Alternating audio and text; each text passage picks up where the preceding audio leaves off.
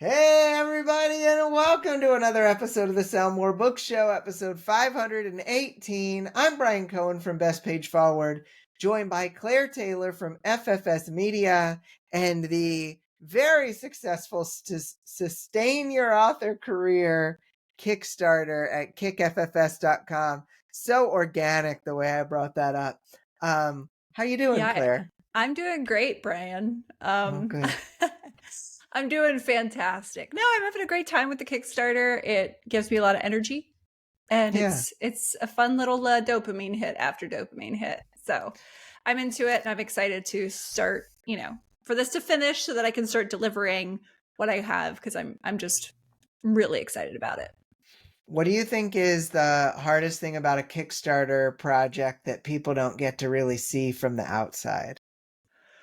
Oh, the details. I would say Hmm. setting it up, every little detail, making sure. I was really trying to focus on accessibility on this one. And so there's just a lot more that you have to do. So it looks all nice and clean and fancy at the product, the finished product that everyone sees. But there was a lot. I was chipping away at it for months. So Yeah. I think that the upfront work people don't necessarily expect. Right. Yeah. Well, I mean, after having done a couple Kickstarter campaigns myself too, and not being a detail-oriented person, I can tell you my brain felt like it was exploding the whole time I was running them. Yeah, and there were things that I missed, and people go, "Hey, what is this?" And I'm like, "I don't know. Let me fix that."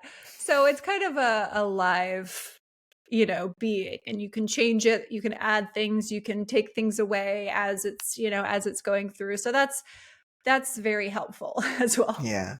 Yeah. No, for sure. Well, let's go right into the previous week's question, which also ties into your wonderful series here of author careers.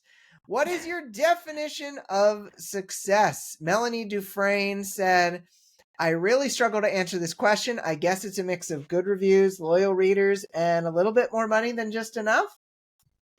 And Robert Tilsley said, I see it as two parts, successful writing and successful selling. For the first, it means completing the books I want to and being proud of them. For the second, it will be when I make enough profit that I'm meaningfully contributing to the household income. I like that. And Caribou Bougiak said, being able to work on my own projects and not have to take commissions or hunt for my dinner to pay the mortgage each month. Yeah, no, that's a good one there. Mm-hmm. Claire, what are your thoughts on do authors tend to skip defining this for themselves? Yes, that is my Okay. experience. Yeah. Authors tend to skip defining this.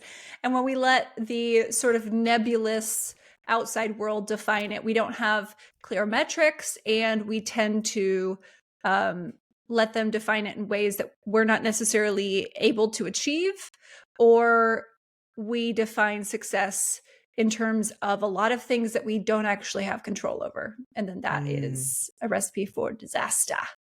Yeah, we do not want disaster. Not disaster here. So you can answer the question of the week over at sellmorebookshow.com or the Sell More Book Show After Party. We've got a top story of the week, which is Subpar Stack. Substack is both great and terrible for authors, writes Jane Friedman on her blog. Friedman has long been a proponent of an author email list, points out that an email sent to readers who really want to hear from you is still the most effective way to sell your book. Quote, but that message is ironically harder than ever to get across in the era of Substack, she says. Substack can confuse authors about the most important purpose of the standard email newsletter, end quote, which she says is to update them about you and your books. Substack, unlike most email systems, is part of the creator economy and only makes money when you bring in paid subscribers. Quote, Substack will put this idea in your head that you should charge, or that people will or should or can support your newsletter efforts monetarily, end quote. This isn't necessarily bad if your goal is to create content for a chargeable newsletter. But if your goal is to write books, there may be a conflict. In many ways, writing on Substack is similar to having a blog or a YouTube channel. where you have to plan out what you create and optimize it for people you don't know. If you're a nonfiction author without a book or audience, this may be a way to build up a potential readership even as you write and talk about your book, all the while providing value. But if you are writing novels, most subscribers simply want to hear about the next one. Quote, Substack as a platform building tool is really best for nonfiction writers, says Friedman. If you're trying to publish your fiction on Substack, good luck with that, end quote. Not mincing words here from Jane. So, Claire, I mean, when I heard Substack here, I was replacing it in my head with everything, like Medium, every content creation platform that isn't owned by you is kind of Yes. how I thought of it in my head. Facebook, Instagram, TikTok, YouTube, wherever. Did you do anything similar there? I mean, I don't have much of an opinion about Substack, but I certainly have an opinion about growing your crops on someone else's land. Yeah, I mean, maybe I'm getting old and jaded or something, because anytime I hear everyone like kind of like losing it about a platform, like it's great to get excited. You know, whatever gets you out of bed in the morning, I'm not trying to rain on anyone's excitement here. But when I see that and people begin to then take it a step further past the excitement to, this is the silver bullet, this is the ticket out of here, right? Ticket to the big time. I tend to turn my head a little bit like, that's interesting that you took it that far. Yeah, I think that there was a craze about this. And if you love blogging and it's right for you, then absolutely do this. I mean, if you create an option for people to pay you, people will just pay you, right? So I think that there's something to this sort of moving out of the mentality that a lot of authors have, that like we have to work, 10 times as hard as we actually do before someone will want to pay us money. I think that's great. I think there are a lot of people out there. I'm always surprised where people are like, hey, you're giving this away for free. Can I just pay you? And I'm like, oh, yes. Okay. So I think that the model works for that. You can open it up as an option, especially if you're, like she says, doing nonfiction. I have not heard of anyone who has been particularly successful with using Substack for their fiction audience. Have you? No. Not that I know of, no. People have tried. I have heard of people trying. I mean, I feel like if you're going to be doing that, use Patreon. Or you're going to be doing that, use Kickstarter. And if you're going to be doing this at all, build an email list. Mm-hmm. Right. Yeah. Which, on Patreon, you still have access. I'm pretty sure you can download your subscribers or whatever. You can download some email addresses. So you still have that access. I'm not sure about Substack, but even still, when you are building it on, planting on another person's land, you are also planting on their reputation. And Substack has gotten some interesting reputation lately as a place that is safe and comfy for people with pretty extremist views and hateful views. So, if you want to be associated with that, whereas just like an email list, you're not building on anyone else's reputation. So I know there are a lot of people who are staying away from Substack just because Substack doesn't seem to care if people say very hateful and the kind of speech that isn't necessarily protected by free speech. Yeah. So Substack isn't regulating that. And so I think that the reputation of it's going down. And if you have a Substack, people may associate that with you. Claire, I'm going to change up my hot potato wisdom question for you, which is now going to be, why, when a platform grows this reputation as a great way to grow your following, why do people kind of unquestioningly just jump into it? Okay. So people will unquestioningly jump into something a lot of the times when they're not aware of their core desire. And this is how people get, pulled into cults as well. If you're not aware of what you're really seeking, or if you're so desperate for it and you're not proceeding with self-awareness and mindfulness, someone else is aware of what you're seeking and they will dangle that carrot in front of you. And so me making it one of my life goals to never be pulled into a cult. I did a lot about this, but it is like, people want to get you on board, and they can play on your hopes and your dreams a lot. And it's easier to play on people's hopes and dreams when it involves promise of money, or when it's, around a career that really fulfills someone, like an artistic career that they're really passionate about, because we want to succeed in the things that we love. And so that promise can be so, dazzling that we stop using all of our critical thinking. And, that happens to everyone. So this is not Right. like some people are more susceptible. We're all susceptible at certain points in our life and through certain pain points. So I think that's why it happens. And we're tired. We're trying to do too much. And it would be so nice if there was one thing we could do that would change our life, rather than a bunch of little things like deep breathing, meditation, going for walks, these things that don't deliver the hit of dopamine that some of the other things do. That makes total sense. Thank you. Mm-hmm. All right, Brian. If an author had to choose between building an email list and starting a Substack, which one would make the most sense? If an author had to choose between a Substack and an email, that author should 100% pick an email list. End of statement. Okay, moving on. Moving on to the lightning round, Claire. You've had time to think about it. Let's get another lightning sound. Boom. Ooh, lightning sizzle. I liked all of that. That was good. I added a little bit of thunder in there because I really wanted to create the proper ambiance and setting so that the emotional impact of the lightning was at full effect. One time I did a play in like a big theater room, so it wasn't like a theater, it was just a room with chairs in it. But it had this great, like, it had dimmable light, but it also had like big ugly fluorescent lights. And I would, for this production, most of the lights were on the dimmer, but for the purposes of this show, I flashed the really bright lights up and down real quick, which everyone was like, oh. And then I played a thunder sound like 3 seconds later. One of the days I got an applause, and I was really happy about nice, that. nice. It was very like disorienting light, and it's just like, and then you hear a thunder sound a little bit later, and it's like, I see what they're doing. So Claire, what are some practices authors should consider using or can consider using to sustain their careers?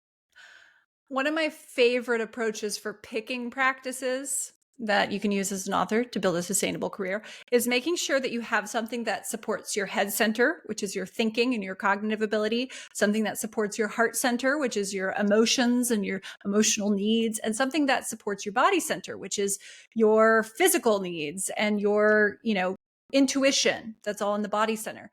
And if you can just make sure that you're doing a little something each day to support those and check in with those, you're already way, way ahead of most people on building a sustainable career.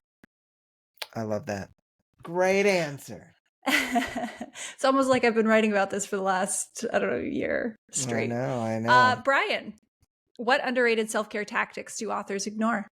So one of the big underrated self-care tactics that I think authors ignore is strength training. This is something I've been doing a lot over the last year because I was a big fan of just like, oh, well, I just need to walk and, that'll do everything I need to do. And then I was like, oh, well, I'm going to diet. And between walking and dieting, and I lost a bunch of weight. And I was like, I bet I'm healthy now, but let me go, like, I'm going to do a body scan to kind of see where I'm at.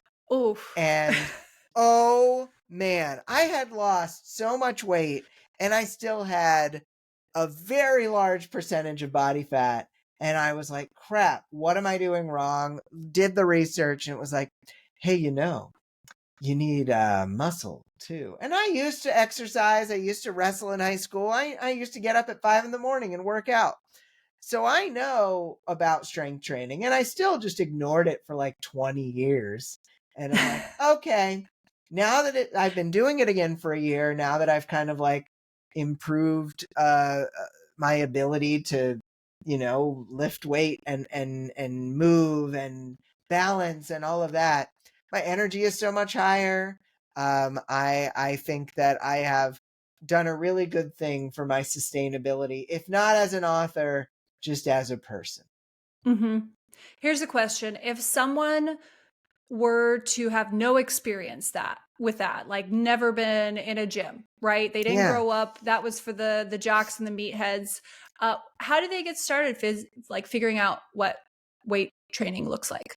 Even though I had been experienced in working out before, I still hit the books. I looked at a couple of books. I did The 4 Hour Body, Tim Ferriss. And I know there's opinions about Tim Ferriss, but honestly, The 4 Hour Body was pretty helpful there with the exercise section. And then there was Bigger, Leaner, Stronger, which I think is more of the like lifting centered one, but then there is another one that's I don't know the name offhand, that it goes more into, oh well, you're just trying to get toned, you're not trying to like build a lot of muscles here.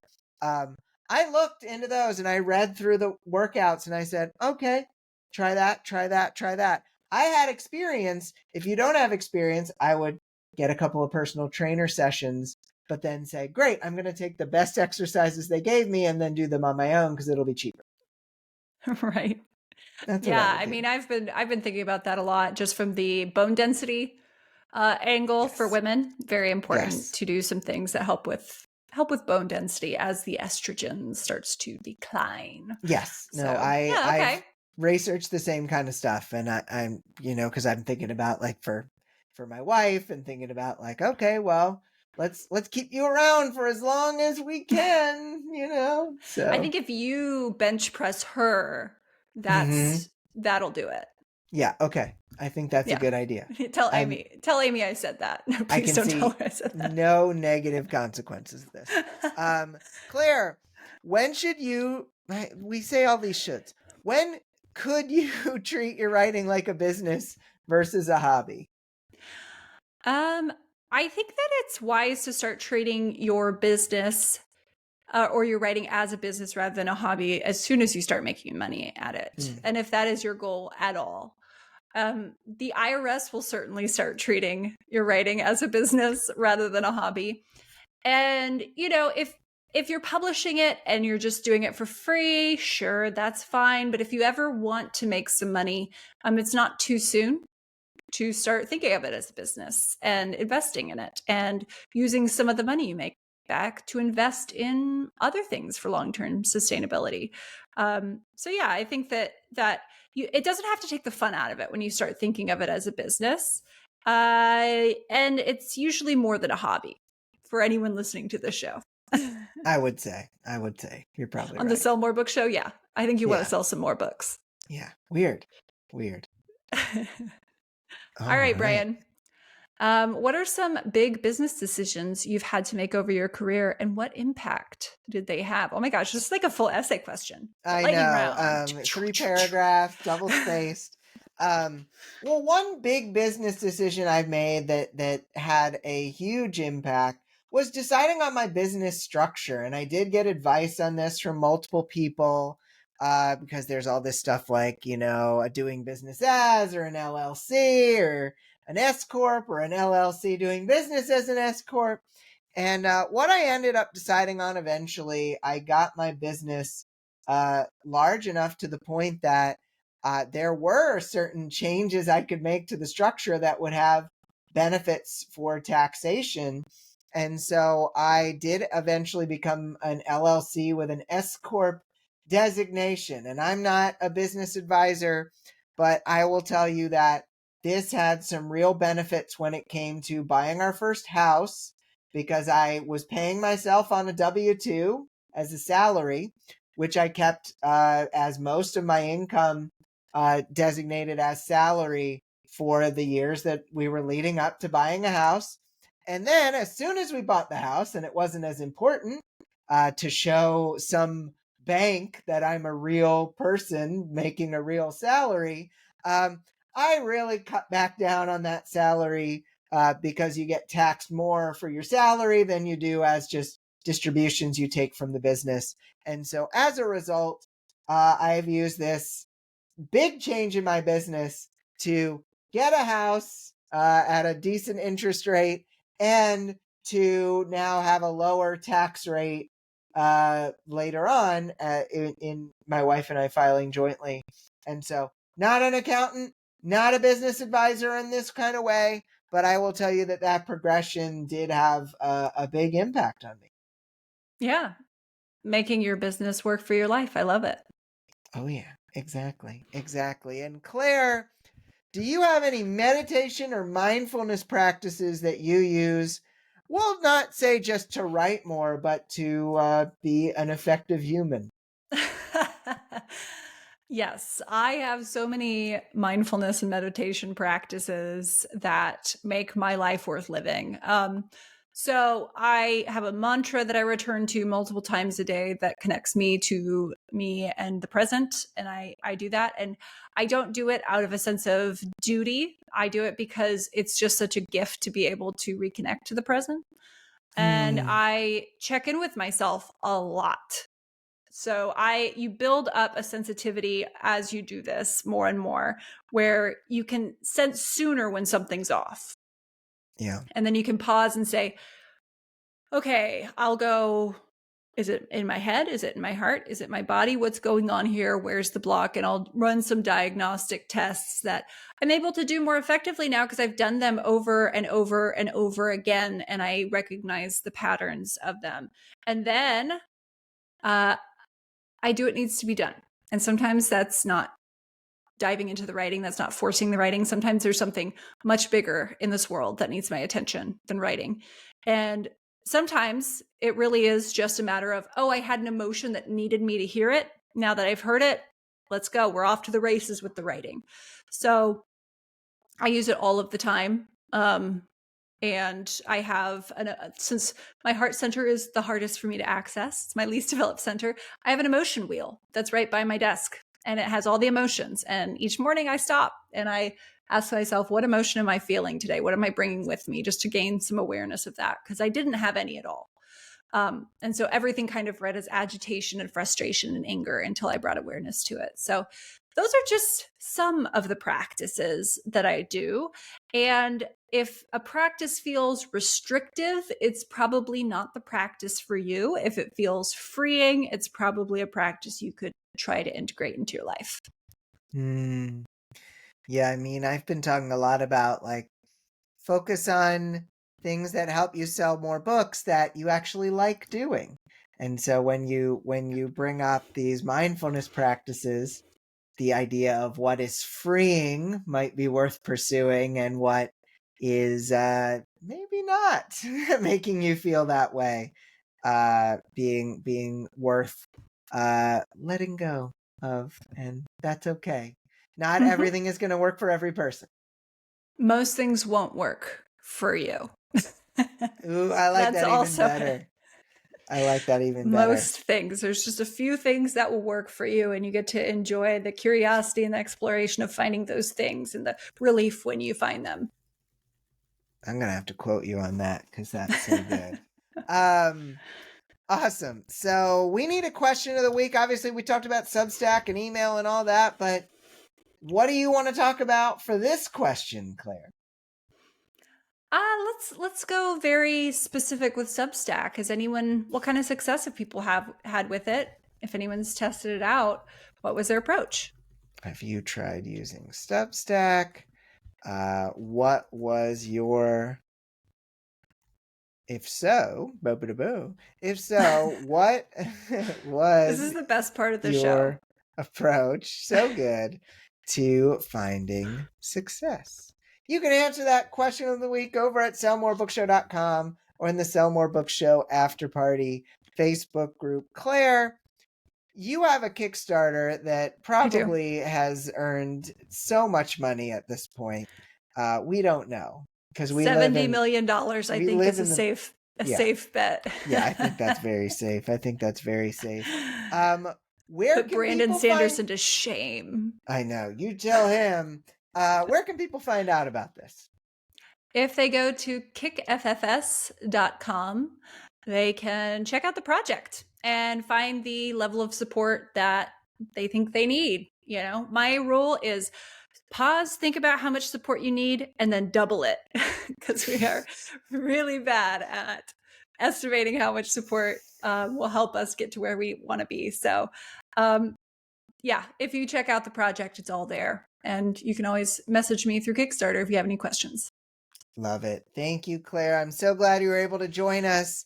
I've been telling people the last week that you were coming for these episodes, and everyone was excited. He wasn't lying, folks. Here I am. It did happen. We all know Brian likes to lie. So, yeah, so much. But usually they're good lies, like, hey, your hair looks great, or that sort of thing. Well, now I don't trust you. I think it wasn't about you. I was talking about someone else. I just come on here to completely ruin your credibility, and then I flee. I know. Run away, Claire. Well, next week we'll have another guest co-host. Go check out Claire's wonderful Substack. Just kidding. Her Kickstarter. And I'll be back here next week. I hope that you'll come too. Have a lovely, wonderful week of book selling, and we'll talk to you next time. Bye, everybody. Bye.